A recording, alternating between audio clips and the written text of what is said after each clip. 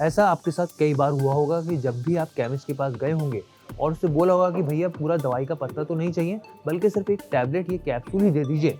तो केमिस्ट की ओर से आपको ये ज़रूर जवाब मिला होगा कि सिर्फ एक टैबलेट या कैप्सूल तो नहीं मिलेगा, लेना है तो आपको पूरा पत्ता खरीदना होगा। लेकिन अब इस तरह की मनमानी पर रोक लग सकती है, यानी कि अब आप केमिस्ट से 1 या 2 टैबलेट या कैप्सूल भी खरीद पाएंगे।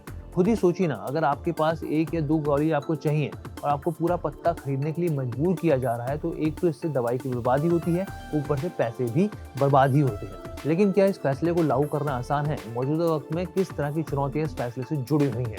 आइए उनके बारे में भी समझते हैं। दरअसल दवाई के पत्ते पर बैच नंबर होता है, जिसमें कंपनी की मैन्युफैक्चरिंग डिटेल होती है और साथ ही दूसरी इंपॉर्टेंट चीज होती है एक्सपायरी डेट, यानी कि दवाई को कब तक इस्तेमाल किया जा सकता है। ये दोनों ही महत्वपूर्ण जानकारियां होती हैं जो कि दवाई के पत्ते पर होती हैं, एक हिस्से में होती हैं। सोचिए, दवा पर मैन्युफैक्चरिंग और एक्सपायरी वाला हिस्सा ही अगर कट गया तो फिर ग्राहकों को क्या मिलेगा?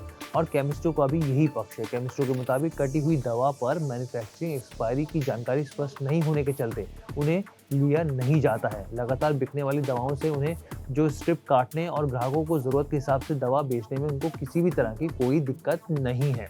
अब ऐसे में इस प्रॉब्लम का रास्ता है क्या?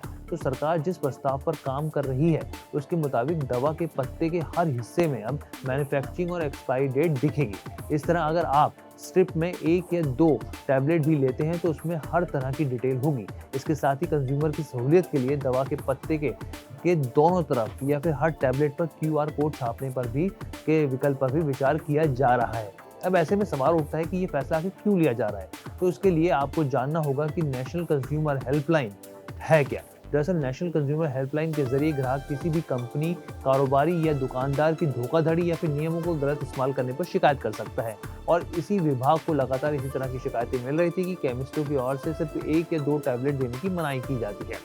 इससे मिले आंकड़ों के आधार पर ही मिनिस्ट्री ने कई तरह के विकल्पों पर विचार कर रही है। मंत्रालय ने हाल ही में फार्मा और मेडिकल डिवाइसेस इंडस्ट्री के लोगों के साथ सलाह मशवरा भी किया था। तो अब ऐसे में देखना होगा कि आने वाले दिनों में सरकार कितनी जल्दी इस प्रस्ताव को अमल में लाती है और कंज्यूमर के लिए फायदे वाली खबर बनती है। तो इसी तरह की तमाम खबरों को देखने के लिए देखते रहिए बिजनेस टुडे बाजार। और हर बार की तरह आपसे गुजारिश है कि बिजनेस से जुड़े हर एक कंटेंट को बेहद आसान भाषा में समझने के लिए देखते रहिए बिजनेस टुडे बाजार। वीडियो पसंद आया तो हमें लाइक, कमेंट, शेयर और सब्सक्राइब जरूर करें।